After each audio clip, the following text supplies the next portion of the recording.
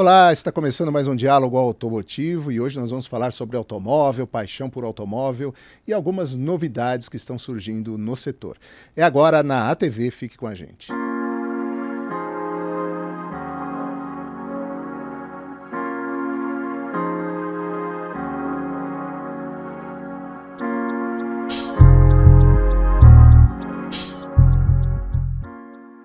Estamos recebendo hoje aqui no Diálogo Automotivo Thiago Kifuri, que é influenciador digital, que é empresário, tem uma série de habilidades, né, Thiago? Seja bem-vindo aqui, é um grande prazer rever você, Thiago. Eu queria que você se apresentasse aí, quem é o Thiago Kifuri? Primeiro, obrigado aí pelo convite.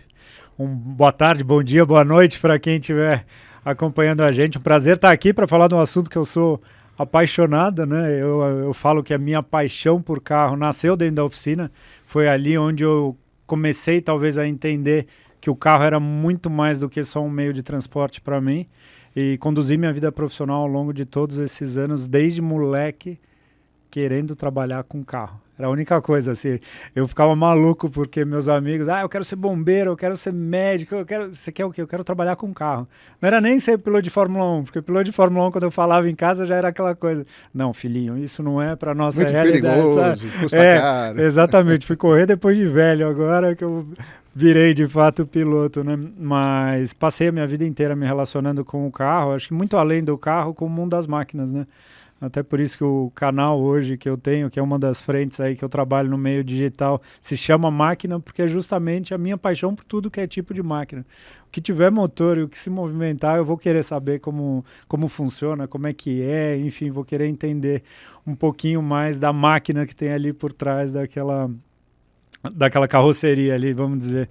Então é muito isso, e consegui transformar ao longo dos anos, trabalhando no meio automotivo principalmente, em diversas frentes, fui da indústria automobilística e agora eu estou exatamente de um outro lado, me conectando empresas com um público geral que normalmente é entusiasta do assunto. Então, encontrei mais outros milhares de Thiagos por aí, né? Vamos contar um pouquinho dessa trajetória toda, né? Até desembocar nessa atividade que você está realizando hoje, que é uma coisa muito interessante, e ela está muito relacionada com os novos tempos que a gente vive, com as inovações, com as ferramentas de comunicação novas como esta que a gente está aqui nesse momento, né, Thiago? Perfeito. Mas essa sua paixão por automóvel, que ela já vem do DNA, ela está no sangue, né? Eu posso falar isso também por experiência própria. Exato. Te levou primeiro para o Senai. Eu tive uma passagem interessante, assim, porque eu comecei dentro de oficina, minha família um lado da minha família é do interior do Rio de Janeiro, uma cidade chamada Duas Barras, super bonitinha, e uns parentes nossos tinham oficina na cidade. Então eu chegava na cidade com 6, 7 anos de idade, colocava o meu macacão que eu tinha, oficina. E lá era talhadeira tirando lona da sapata, sabe, limpando carburador, ajudando a resgatar algum carro e tal. E ali, durante todos os anos, eu continuei o colégio. Uma época eu montei cavalo, competia as provas de cavalo quarto de milha, que é uma outra paixão que eu tinha na época, mas eu queria mesmo era trabalhar com carro. E aí eu não sabia exatamente para que lado ir, porque, por incrível que pareça, por mais que eu quisesse trabalhar com carro, a área de engenharia, para mim, ela era extremamente técnica. E eu gosto muito do contato com a máquina, com o produto final, com a experiência, né? Aquilo ali me encantava mais, às vezes, do que o desenvolvimento que tinha por trás. Eu acho que depois que eu fui ganhando muito conhecimento dentro da área, eu comecei a me interessar, obviamente, pela parte da engenharia do produto mesmo. E aí eu fiz faculdade de Direito, 2 anos, odiei.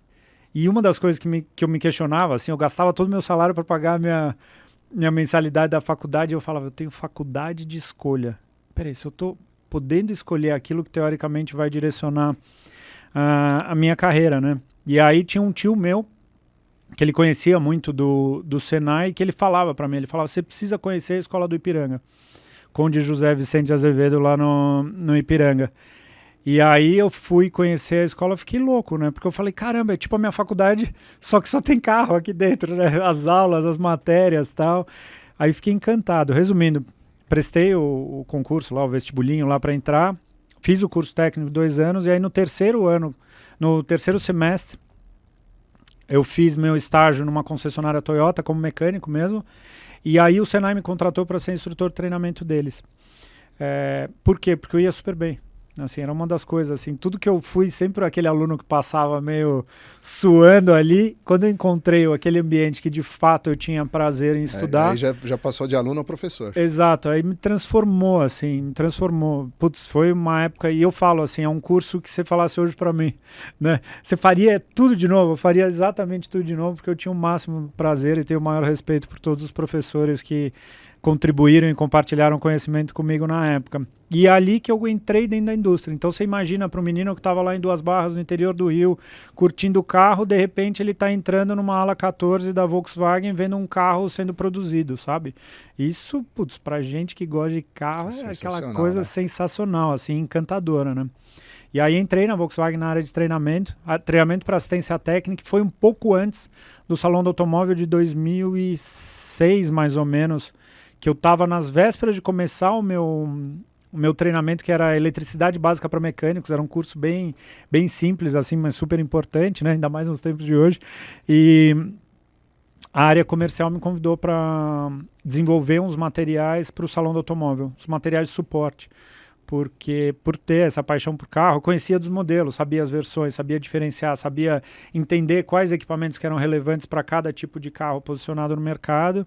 E aí fiquei dentro dessa área de treinamento comercial, trabalhando aí com os vendedores, com a equipe de vendas durante 2 anos. E lá eu fui responsável assim pelo programa de veículos importados, que era o curso mais complexo. Aí eu comecei a entender que dentro de um showroom de vendas, o vendedor que vendia o Touareg era o mesmo que vendia o Gol, né? E eu falava para vender um carro e vender outro é completamente diferente. E aí na época eu desenvolvi um curso junto com a escola do Roberto Manzini aqui em São Paulo, que a gente fazia um curso de pilotagem para os vendedores. Porque era uma coisa que, molecão, assim, eu já entendia que eu falava, o vendedor ele precisa contar uma experiência, ele não precisa descrever um equipamento, porque descrever um equipamento, meio que para o consumidor de um veículo premium, é meio que normal, né? Mas se ele conta uma experiência que quando ele vem, ele vira o carro, freia, faz isso e tal, é muito mais encantador e passa muito mais confiança para quem está comprando o carro, né? E ali eu desenvolvi o curso de pilotagem e tal. Resumindo, nessa época a Volkswagen estava estruturando uma divisão para veículos importados. E essa divisão de veículos importados de vendas mesmo foi uma operação meio que separada, porque na época tinha desde o New Beetle até o Touareg, tinha um leque grande de produtos. Eles entendiam que a rede não era exatamente a mesma rede que ia comercializar. Então, na época dos 600 concessionários, tinha em torno de 120, 150, não me lembro ao certo o número, de concessionários focados na linha premium. E ali eu fui um dos regionais de vendas, então eu pude conhecer mesmo e vivenciar primeiro o Brasil, assim, porque eu atendi tanto a região do interior de São Paulo, sul, depois uma parte do Nordeste e tal. Então eu consegui viajar bastante o país, consegui ver o concessionário e lidar com os concessionários, que é uma coisa super legal, porque são os caras que estão no business, no front ali com os clientes, tendo que resolver os pepinos no pós-venda, tendo que vender carro, atender os objetivos e tal. E justamente por ter esse relacionamento com o produto, o vice-presidente da Volkswagen, ele tinha um elo de confiança muito grande comigo. Então, tudo que ele precisava relacionado a cliente, ele me ligava. Falava, putz, tem um cliente que comprou um carro, ele não sabe engatar o sistema 4x4, sabe assim? E aí eu ia na casa, tal, dava esse suporte. Resumindo, esse vice-presidente, quando ele foi para a Jaguar Land Rover, ele me convidou para assumir uma posição lá.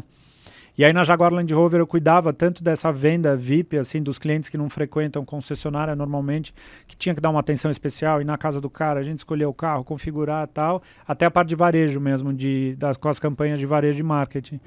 E aí, por último, eu cuidei do marketing da Subaru aqui no Brasil, que foi uma iniciativa que teve entre 2014 e 2015, que foi uma experiência super legal, uma marca encantadora, mas o dia a dia de trabalho era muito, muito difícil, assim.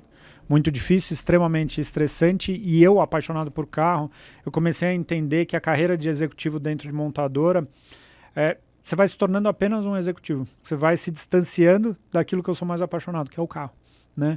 E ali que eu comecei a entender que talvez a carreira dentro da indústria não fosse exatamente o que eu queria para o meu futuro. Decidi pedir demissão, porque eu precisava tomar um ar, precisava respirar, porque eu achava que eu ia ter um piripá, que a única coisa que iam fazer iam tirar a plaquinha do Thiago e colocar a do José no meu lugar. E uma semana depois, a minha mulher recebeu um convite para assumir uma posição nos Estados Unidos. Eu falei, bom, é a hora, né? Como nada na vida é por acaso, e eu acredito muito nisso. Você partiu de uma atitude muito corajosa, porque afinal você está dentro da montadora, com uma experiência em 3 marcas espetaculares. Pedir para sair, né? Que a paixão pelo automóvel bateu forte, e aí você foi para os Estados Unidos. E é muito maluco, porque eu acho que por gostar tanto, eu resolvi pedir demissão. Eu falei, não, eu gosto tanto, eu tenho o maior respeito e carinho, né, pelos carros que eu trabalhava, que aí, enfim, acabou acontecendo o que aconteceu e eu mudei exatamente para os Estados Unidos. Fiquei de 2015 até 2021. E foi lá nos Estados Unidos que eu consegui, de fato, transformar o meu negócio. Eu peguei um site que começou na mão do Danielzinho, um amigo que você conhece, que ele começou isso em 2003, há 20 anos atrás, que ele começou com um site, naquela época que tinha uma câmera digital, só que você não tinha um smartphone, você não tinha uma rede social e você não tinha um e-mail que você conseguia mandar as fotos. Então ele criou o site na época, que era um site que dava super certo, e tanto comigo e com ele, assim, ficava aquela vontade do tipo, cara, vamos transformar isso num negócio? Vamos transformar, tal. E aí a gente tinha a página no Facebook, que era uma página que bombava, assim, na época, isso em 2011, 2012, se não me engano, já tinha lá, sei lá, 300 mil seguidores, já era gente pra caramba, assim, que a gente reunia dentro daquele ambiente. E eu lembro que lá nos Estados Unidos, eu vou te dizer que eu acho que foi 2016, 2017, o Facebook começou a liberar a live, a figura da live.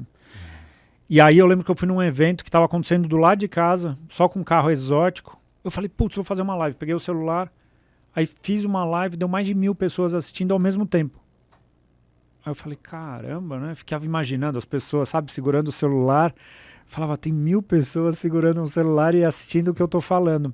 Eu falei, lógico, o carro é muito mais interessante quando ele tem ronco, quando ele tem movimento, ele tem uma emoção a mais ali, né, do que só a coisa fria, que eu sou o cara da revista, assim. Estados Unidos eu assinava mais de 10 revistas, pra você ter ideia, mas sempre fui, assim, e cresci gostando e lendo revista.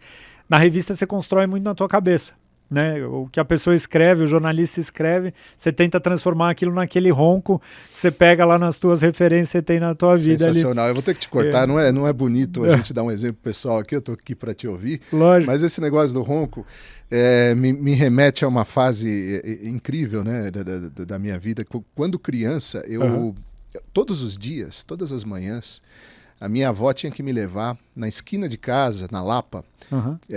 Tinha uma garagem de frota de táxis. Tá. E os táxis lá eram DKV. Imagina, isso eu estou revelando a minha idade aqui, né?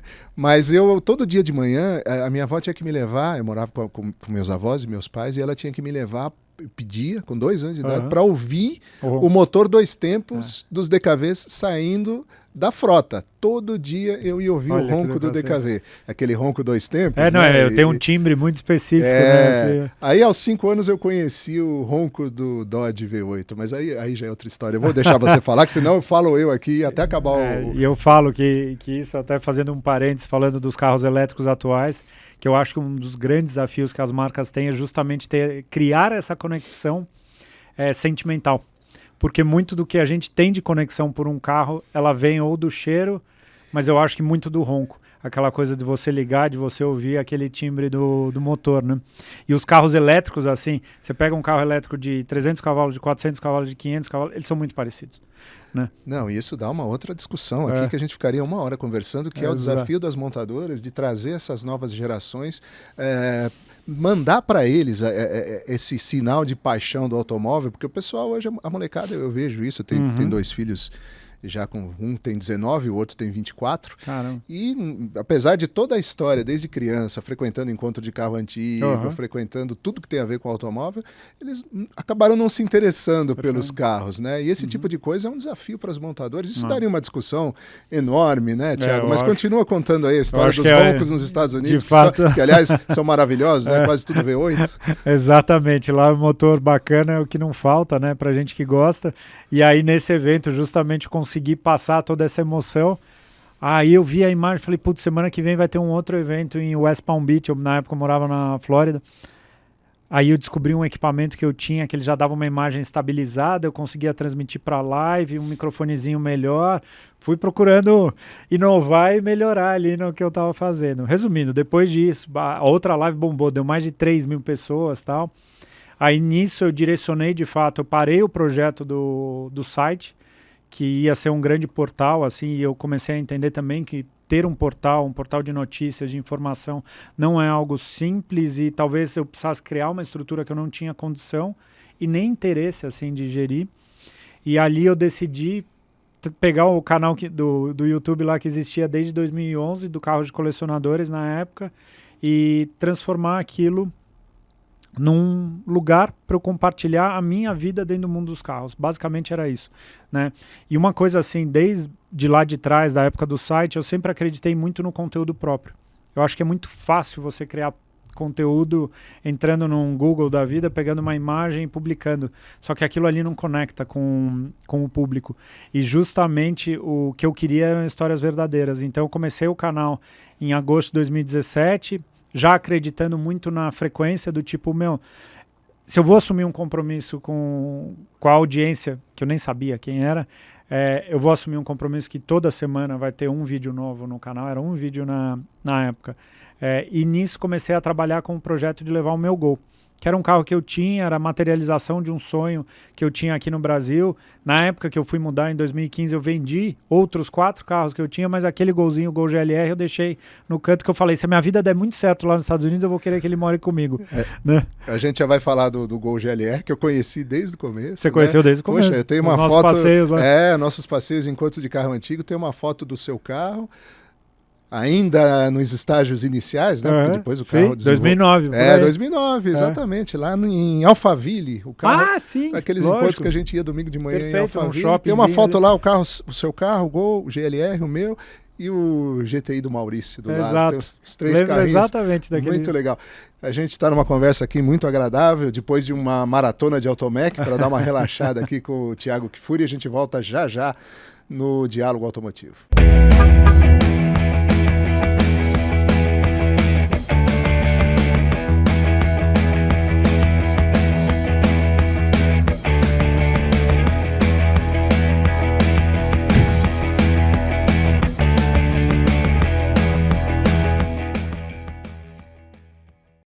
Um ano, 1 milhão de views. O primeiro canal de TV do aftermarket automotivo estreou em março de 2022 para quebrar o paradigma da comunicação entre marcas e públicos na cadeia de negócios do mercado de manutenção veicular. Estava inaugurado o primeiro ambiente audiovisual do aftermarket, com notícias, análises, fatos, opiniões e reportagens que conformam o cotidiano de negócios dessa vibrante cadeia distributiva. As audiências logo se formaram e não pararam mais de crescer, gerando credibilidade e compromisso da ATV com seus públicos e apoiadores, confirmando o novo canal como tendência de mídia para o setor. Muitas novidades seguem sendo preparadas para a expansão do canal, inclusive com transmissões ao vivo, coberturas completas dos grandes eventos do mercado e uma nova grade de programação. Esta é a sua ATV, o canal de TV do aftermarket automotivo, que nasceu há apenas um ano, mas já conquistou 1 milhão de visualizações em seus mais de 400 vídeos postados, média superior a um vídeo por dia. Que os recordes que comemoramos hoje sejam em celebração da força e do poder econômico da vigorosa cadeia de negócios deste aftermarket e, sobretudo, em agradecimento pela sua audiência, sua divulgação, sua interação e seu apoio a essa nova mídia. A TV, a nossa voz e a sua voz em uma só imagem.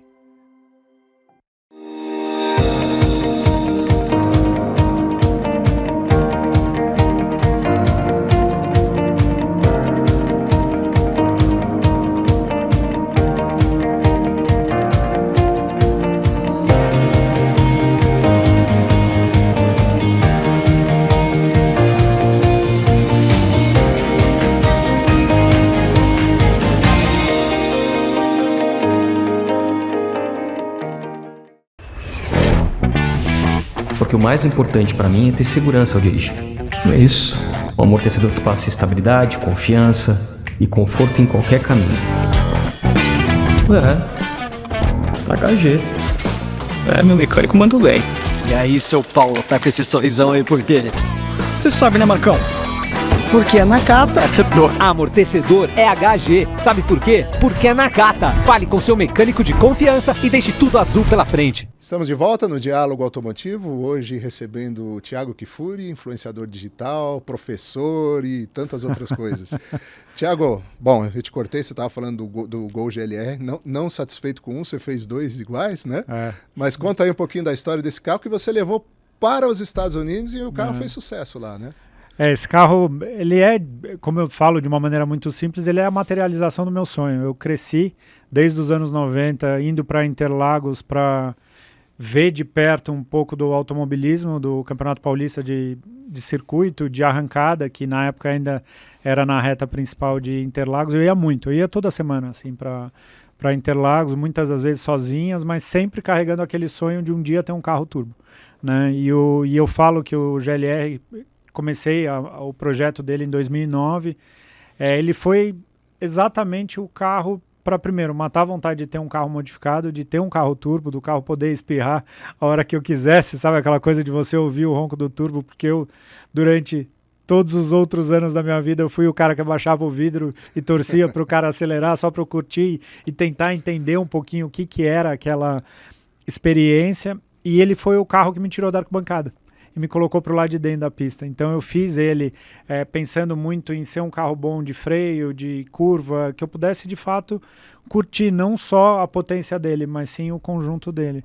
E aí fiz esse carro em 2009, ainda carburado, tudo, e curti ele até 2017 com a mesma mecânica. Na época chegou a ter alguns sites que gravaram matérias, muitas pessoas começaram a se identificar, porque eu nunca fui um cara de colocar algo no meu carro só porque aquilo é moda, entendeu? Eu gosto de usar um componente porque ele pode ser melhor, porque ele pode me trazer mais conforto, pode me trazer uma performance melhor, tal. E eu acho que ao longo desse tempo eu consegui justamente mostrar isso para as pessoas, que às vezes você não precisa ter o carro com a maior potência, você não precisa ter isso ou ter aquilo, você precisa ter o melhor carro para você curtir. Cada um tem uma forma de se relacionar com um carro customizado, com um carro preparado, tal. E tanto que aí quando eu tive que vender os outros carros, que eu ia mudar de país, eu falei, não, deixa esse carro aí. Aí o Maurício, nosso amigo, ficou como cuidador dele, que nem tem os dog walkers lá, a figura do cara que sai para passear o cachorro. Ele levava às vezes meu carro para dar uma volta no quarteirão, assim. E aí o carro ficou, e aí em 2017 que eu resolvi transformar. Na época eu fui conversar com o preparador do carro, falei, cara, os Estados Unidos... encontrar o álcool é super difícil, o álcool que tem lá ele não é um 100% etanol como aqui, vamos fazer um motor a gasolina para ele, o que você acha, tal. Beleza, falei, vou ter que tirar o motor do carro. Aí nisso eu fui conversar com o Danny, da By Danny Studio, que é amigo nosso também. Eu falei, Danny, vou levar o carro para os Estados Unidos. Ele em 2011 ele tinha colocado umas faixinhas de Gol GTI no carro. Eu falei, tira e põe o para-choque, faz alguma coisa, mas... pelo menos esse carro passou na tua mão antes de embarcar. E aí ele, com aquele jeito e amigo como ele é, falou, não, vamos fazer o carro inteiro, vamos fazer esse carro chegar bonito lá, vamos mostrar para os americanos como é que a gente faz carro aqui no Brasil e tal. Resumindo, virou um baita de um projetaço. Acabei, a Bravo Tapeçaria entrou para fazer o interior do carro, o Teco Calhendo, que é outra pessoa que eu admiro, fez uma série de componentes justamente para trazer o conforto, uma tomadinha USB, um porta-copos, um espaço para colocar o step, sabe, esse tipo de coisa. E aí levei o carro para os Estados Unidos. Antes teve um evento de entrega do carro lá no Box sim, 54, em março. Tava lá um baita de um evento. É verdade, também. em março de 2018. Eu fiz no BGT de 2017, que é o evento só de Volkswagen, eu comuniquei. E aí uma das coisas que eu fiz no BGT, eu falei, eu vou querer levar o nome dessa galera. Tem muita gente entusiasta, assim, é um carro que eu tenho certeza que eu vou conseguir carregar não só o trabalho dos profissionais, mas uma série de entusiastas. E aí no BGT eu levei um capô, a gente já levou um capô pintado, o pessoal assinou esse capô, que é o capô que tem no carro até hoje. Então o lado de dentro do capô tem lá, sei lá, mais de 200 assinaturas lá, de pessoas que são que nem eu, e que eu pude de alguma maneira representar lá nos Estados Unidos. Aí em março eu fiz aquela despedida no evento, o carro tá indo para os Estados Unidos, e aí em maio de 2018 ele chegou nos Estados Unidos, assim. Foi uma das coisas muito mais malucas, assim. Eu lembro quando eu tava lá, ele chegou pertinho de Miami, eu tava já morando em Dallas na época, e eu lembro de abrir o container, assim, que foi uma sensação super gostosa, assim, eu lembro do estouro do lacre do container, foi como estourar um champanhe, assim, sabe? Aí abriu, assim, como é que será que tá o carro tava impecável. E aí eu lembro da cena, eu entrando no carro, assim, saindo no carro, falando, caramba, eu não tô acreditando. É um relato que só quem gosta de automóvel entende, né? Essa analogia com o champanhe. E aí, de repente, eu tava lá em Dallas, andando no meio do trânsito, as caminhonetes e tal, e eu com o meu Gol, meu sonho de criança materializado lá.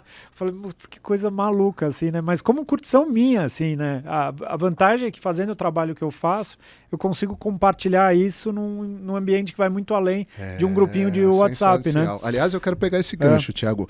Como é que você... Bom, influenciador digital você se tornou rapidamente, mesmo antes de ir para os Estados Unidos, mesmo antes desse primeiro filme, né? Você já trabalhava com o site... junto com o Daniel, e o site já tinha bastante prestígio dentro do nicho, né, dos entusiastas, mas você cresceu como influenciador e aí tem uma etapa em que isso tem que virar um negócio, né? Você transformou isso na sua atividade profissional, que é o melhor dos mundos, mas como foi essa transição? Essa é a parte mais difícil, assim, de todo o negócio, que é o começo. Eu acho que os 2 primeiros anos de uma empresa, assim, eles são muito difíceis, né? Primeiro porque quando você começa a criar conteúdo, até eu me chamo muito mais de criador de conteúdo. Eu sei que hoje em dia, por ter construído uma relação de credibilidade, que eu acho que é o maior valor que eu tenho dentro da minha empresa, eu acabo, obviamente, influenciando as pessoas. Isso tem uma responsabilidade muito grande, porque as pessoas confiam naquilo que eu falo, né? E aí eu lembro quando eu comecei a empresa, foi um negócio que você tem que acreditar. Eu ali no ano de 2017, 2018, eu acho que o Gol ajudou a dar esse gás, assim, porque a websérie dele bombou. E hoje até só uma curiosidade para o pessoal, ele é o carro mais popular no YouTube que tem aqui no Brasil. Ele tem mais de 15 milhões de views, para vocês terem ideia. Assim, é muita coisa. Mas, por outro lado, eu fico muito feliz porque é muita gente que pôde vivenciar uma história bacana e que vai muito além de uma marca, né? Ali é paixão por carro, e quando a gente descobre isso, a gente vê que gostar de carro vai muito além do que gostar de uma marca só. Mas enfim, aí quando eu comecei o negócio, ele é um negócio que, primeiro, eu estava num ambiente que é os Estados Unidos, que eu meio que não era ninguém, e não era, né? Que eu tenho que me mostrar para as pessoas, eu tenho que me provar para as pessoas, então era tudo muito mais difícil, assim, vou fazer a cobertura de um evento do Barrett Jackson, do leilão, da Mikan, uma etapa da NHRA de arrancada, alguma coisa, putz, você conseguir credenciamento. Eu lembro que eu consegui para as 24 horas de Daytona, para os treinos. Para a corrida eu já não consegui credenciamento, por quê? Porque eu não tinha muito o que mostrar, sabe, assim, então esse começo foi difícil. Tem uma outra coisa que é super interessante, que você começa a formar a tua audiência. Então isso para quem está começando o canal ou rede social hoje em dia, assim, fica tranquilo porque a tua audiência ela vai ser formada e eu garanto para vocês, ela vai ser reflexo do que vocês são em frente às câmeras ou em frente ao celular, a câmera do celular. E isso eu percebi muito quando em 2019 eu fiz meu primeiro evento presencial aqui no Brasil, que lotou. E eu não falei para ninguém que podia levar a família, eu não falei para ninguém que era o evento para o cara do Porsche ir estacionar do lado do cara do Fusca, e o evento foi exatamente aquilo que eu sou. Um cara que gosta do assunto e que agrega pessoas. Então é muito isso. Tomem muito cuidado, né? Eu já aproveitando para compartilhar um pouco das minhas experiências, assim, com a parte da linguagem.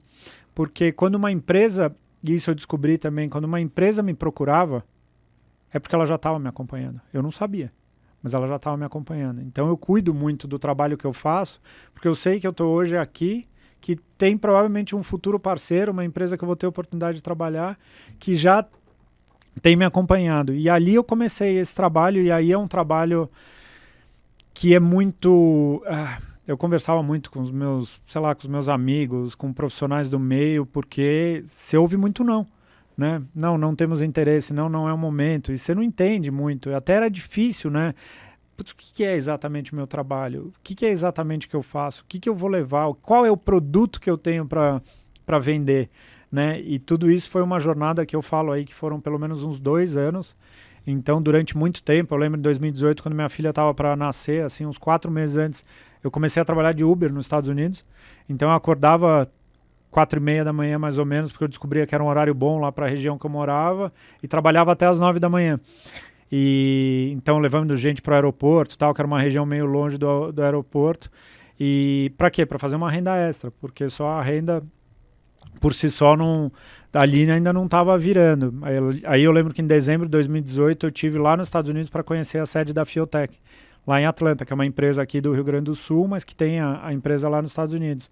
E ali o Anderson, que é o dono da empresa, o fundador da empresa, batendo papo com ele me convidou para trabalhar para a Fiotech. Ele falou, cara, por que ao invés desse tempo que você fica fazendo Uber, você não vem trabalhar pra gente? A gente precisa de gente que nem você, sabe? Assim, meio...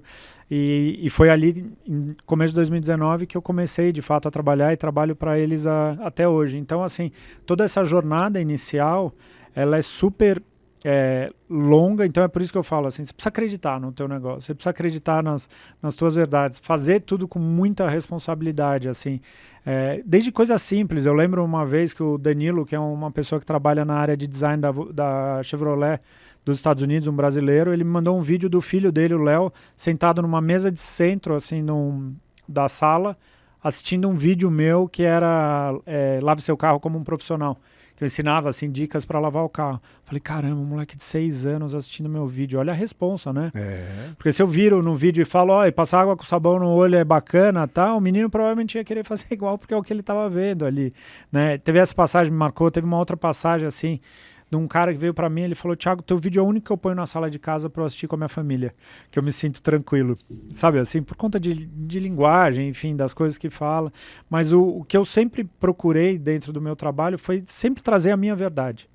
Tudo que eu mostro ali de frente para as câmeras, eu faria sem as câmeras, entendeu? Então eu acho que isso é muito legal, e hoje dentro do trabalho eu descobri que eu quero estar em contato com as novas tecnologias, que eu gosto de ter contato com os novos produtos, de vivenciar, que eu gosto dos carros antigos, dos carros preparados, eu gosto dos eventos, do automobilismo. Então, dentro do Máquina, hoje eu trago muito mais do que só os carros de colecionadores.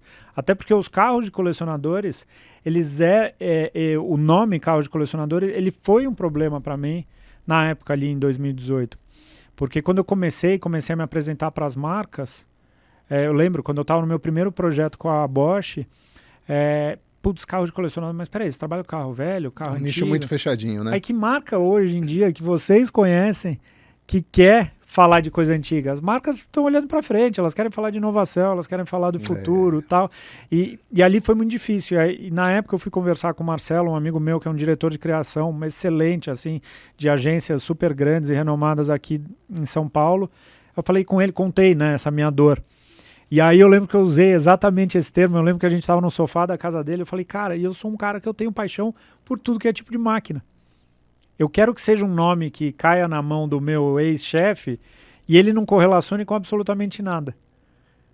Porque isso era muito o que acontecia, eu tinha certeza, assim, chegava o projeto, quem é? Carro de coleção? Não, carro antigo não, próximo. Nem queria saber, entendeu? E ali que eu decidi mudar em 2019, que eu apresentei para o público a nova marca. E até uma curiosidade, pessoal, acho que poucas pessoas sabem, mas eu usei a grafia do Máquina em italiano, com 2 Cs, porque justamente a gente comunicou ali que o CC do carro de colecionadores, os 2 Cs, eles estão dentro da nossa marca ali, e foi a história que a gente contou na época para, enfim, dar essa virada, e de fato foi uma virada no negócio. E de certa forma você começou nas montadoras, né? Logo depois do Senai, e agora você também está nas montadoras de novo, agora prestando um outro serviço, né, Thiago? Isso é muito legal, assim, muito prazeroso, eu vou te falar. Porque hoje, dentro do meu trabalho, eu tenho feito projetos com montadoras, até vou contar do mais recente. Eu vou apresentar um quadro para a RAM, para a marca de picapes aqui no Brasil, que eles estão crescendo pra caramba, e a gente criou um projeto, vamos dizer, que eles criaram, na verdade, que eu vou apresentar, que chama Inside RAM, que são vídeos curtos, mas que eu destrincho o carro ali, mostro uma série de detalhes e conto uma série de histórias que vão muito além do descritivo ali do produto. Hoje eu tenho feito trabalho para grupos de concessionárias, como, por exemplo, a Macarlat Maia, que eu estou começando um trabalho com eles, que é um trabalho de comunicador mesmo, conectando ali, apresentando o carro, porque eu falava para eles assim, isso serve para as empresas. Às vezes você colocar o vendedor da tua empresa, ele não é exatamente a figura que vai conectar, né? Às vezes precisa pegar uma pessoa que tem apelo com um determinado público para apresentar, porque a hora que a pessoa vê, ela vai ouvir e ela vai entender que não é um vendedor querendo me vender. É um cara que conhece bastante, querendo me apresentar. E ali conectar. Então é um trabalho que eu tenho feito hoje para concessionárias, para empresas, como por exemplo eu faço trabalho para a Motul também, que é um trabalho grande que eu faço para eles ao longo do ano. Então estou meio que em diversos setores, porque a minha vida dentro do mundo dos carros, vamos dizer assim, ela é em diversos setores. Então, é isso aí, multissetores, multimídia, multiplataformas, multiatividades, né? Exatamente, mas Thiago, eu adoro. É isso aí, muito obrigado por estar aqui com a gente. Foi uma história muito legal, uma história inspiradora para as pessoas que nos assistem também. E tomara que a gente volte a falar outras vezes aí, porque tinha muita coisa para te perguntar aí. Não, conte comigo, pessoal. Obrigado por ter acompanhado. Parabéns pelo trabalho que vocês fazem. Espero sim estar numa próxima, tá bom? Tá bom, esse foi o Thiago Kfouri. Eu não vou nem falar mais que ele é influenciador digital, porque você viu tudo que ele é aí, eu precisaria de mais uns 30 minutos para ficar descrevendo aqui então. Se você gostou, tenho certeza que você gostou, deixe seu like, faça seu comentário, se inscreva no canal, porque aqui na ATV tem programa novo todos os dias e o nosso Diálogo Automotivo volta na próxima segunda-feira, eu espero por você. Até lá.